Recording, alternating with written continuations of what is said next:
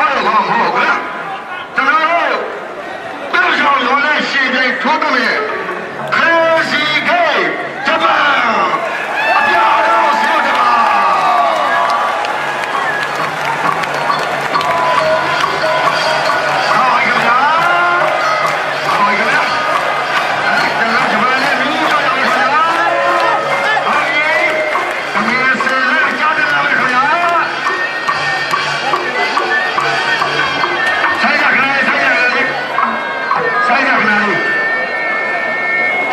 ကျွန်တော်တို့5စက္ကန့်ကျွန်တော်တို့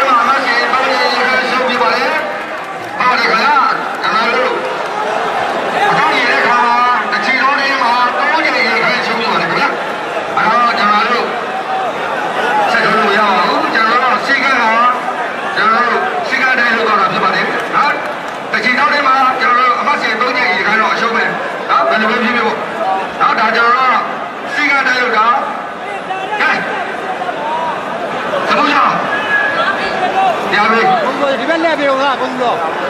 ပြီဆိုရင်လည်းပုံတိုင်းဝေးလဲပုံတိုင်းဒီနေ့ကျွန်တော်တို့ဂျပန်မြန်မာဓမ္မရဲဂျပန်မြန်မာရဲလို့ရှိကိုဘယ်ကြီးပထမဖွဲ့စီမှာတွန်းချောမြန်မာနဲ့ကယ်စီရဲ့ဂျပန်တို့ရှင်နေထိုးတတ်တဲ့နေရာမှာဒုတိယအချီတမီးနေနဲ့တစ်ဆက်ကမှာပဲတွန်းချောမြန်မာဟာဖြင့်အလဲတို့ဖြင့်အနာရရှိပါခင်ဗျာတော့ဘာလို့လဲဆိုတော့ဗျာဟုတ်တယ်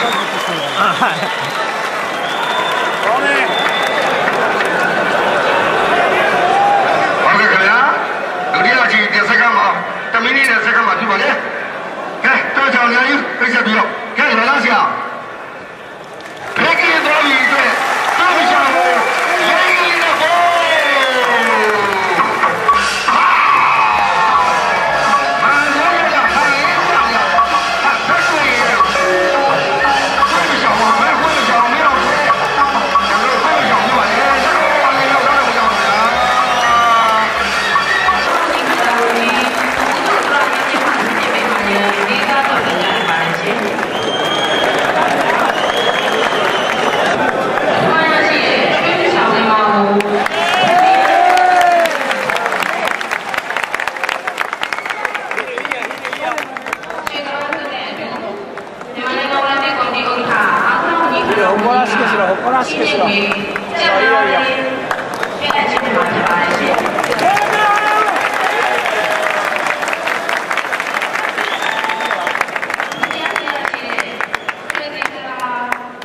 ဒုတိယ